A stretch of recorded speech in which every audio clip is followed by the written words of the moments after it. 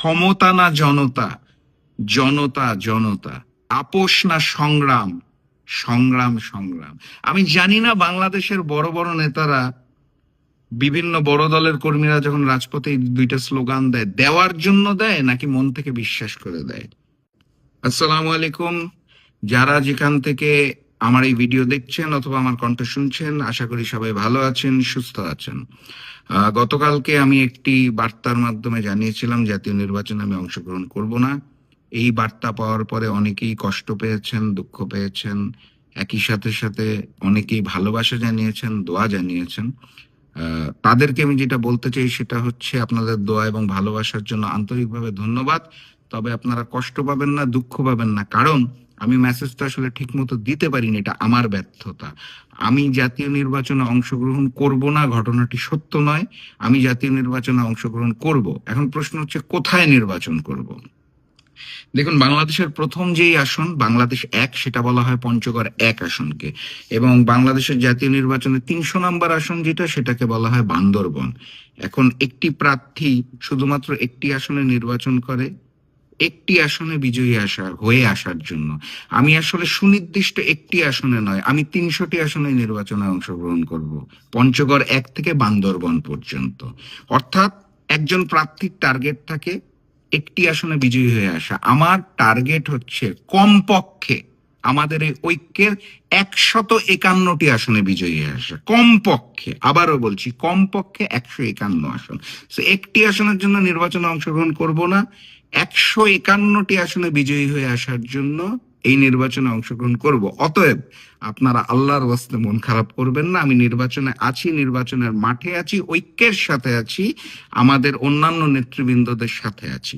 একই সাথে সাথে আপনারা জানেন যে ফেব্রুয়ারি মাসের 12 তারিখ গণভোট হবে। গণভোটে হাঁকে জয়যুক্ত করতে হবে।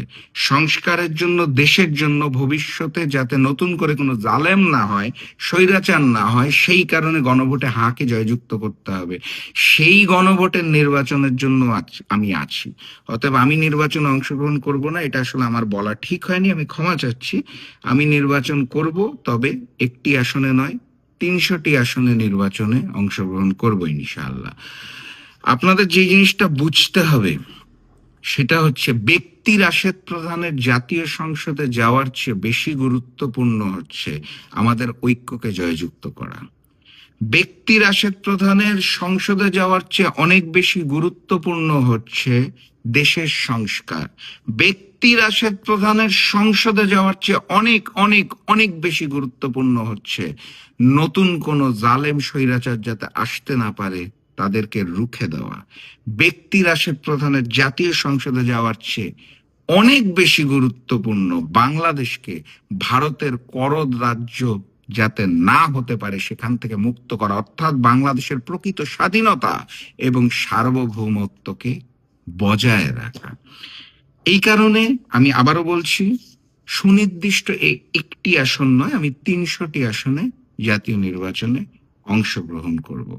আপনাদের যেটা বলতে চাই সেটা হচ্ছে, এই নির্বাচন ঘিরে আমার টার্গেট দুইটি। সেটা হচ্ছে, আমাদের যে ঐক্য হয়েছে, আমরা যেটা নামকরণ করেছি ঐক্যবদ্ধ বাংলাদেশ, সেই ঐক্যবদ্ধ বাংলাদেশে কমপক্ষে 151টি আসনে জয়ী হয়ে আসা। আমার আরেকটি টার্গেট হচ্ছে গণভোটে হাঁকে জয়যুক্ত করা, সংস্কারের জন্য, দেশের জন্য, ভবিষ্যৎ স্বৈরাচারকে রুখে দেওয়ার জন্য। তো এই দুইটো টার্গেট হচ্ছে আমার মূলত জাতীয় নির্বাচনকে ঘিরে। সাথে আরো দুটো টার্গেট রয়েছে যেটা আপনাদের কাছে আমি সুনির্দিষ্ট করতে চাই। সেটা হচ্ছে, আপনারা জানেন আমার খুব ভালো লাগা এবং ভালোবাসার একজন মানুষ আমার ভাই ওসমান হাদি, যাকে শহীদ করা হয়েছে, তার বিচারটা এখনো হয় নাই। আমি তার বিচারটা নিশ্চিত করার জন্য আন্দোলন সংগ্রামে লিপ্ত হতে চাই। কারণ হচ্ছে, ওসমান হাদির নীতি এবং আদর্শকে বাঁচিয়ে রাখতে হবে।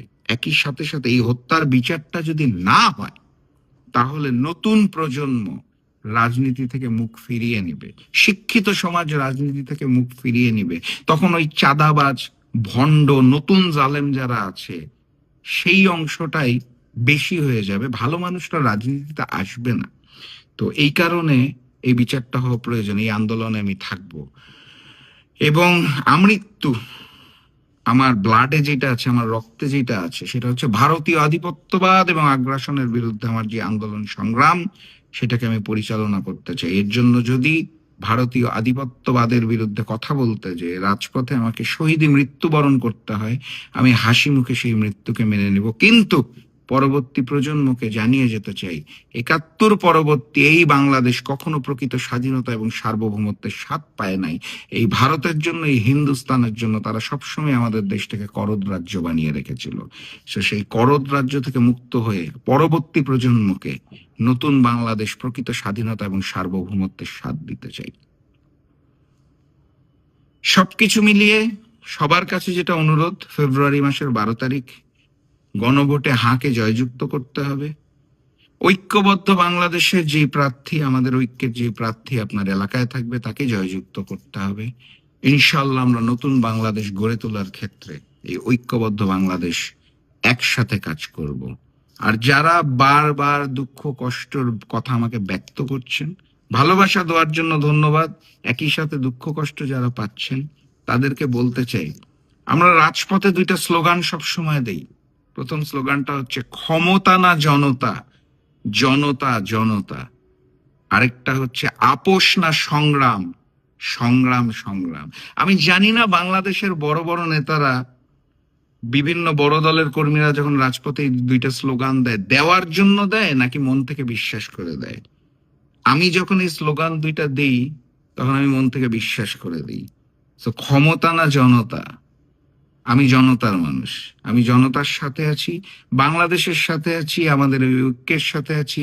ইনশাল্লাহ আমরা একসাথে আপোষ করব না, সংগ্রাম করব এবং নতুন বাংলাদেশ গড়ে তুলব।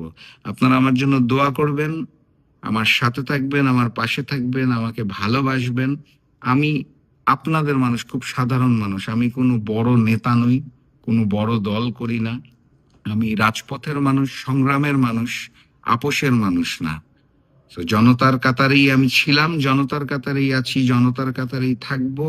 ঐক্যবদ্ধ বাংলাদেশ, আমাদের যে ঐক্য হয়েছে, সকলে মিলে ইনশাআল্লাহ আগামীতে নতুন বাংলাদেশ, স্বাধীন বাংলাদেশ, সার্বভৌমত্বের প্রকৃত স্বাদের বাংলাদেশ, জালেম এবং স্বৈরাচার মুক্ত বাংলাদেশ আমরা সকলে মিলে গড়ে তুলবো ইনশাআল্লাহ। ন্যায় ইনসাফের বাংলাদেশ গড়ে তুলবো।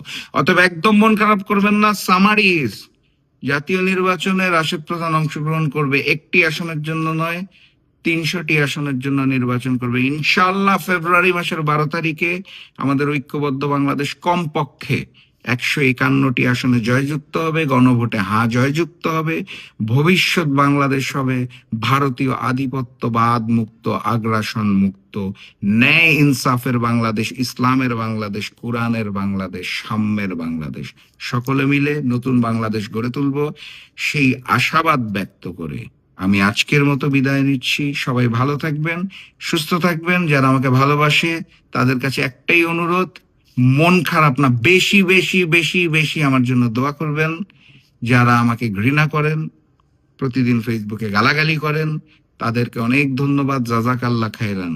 আপনাদের ভালোবাসা এবং ঘৃণা নিয়েই আমি একজন সাধারণ মানুষ, জনতার মানুষ, জনগণের মানুষ। যেভাবে অতীতে রাজপথে ছিলাম, একইভাবে সামনেও রাজপথে থাকবো ইনশাল্লাহ। সংসদ গুরুত্বপূর্ণ না, নতুন বাংলাদেশটা গড়ে তোলা গুরুত্বপূর্ণ। সবাইকে ধন্যবাদ। আসসালামু আলাইকুম।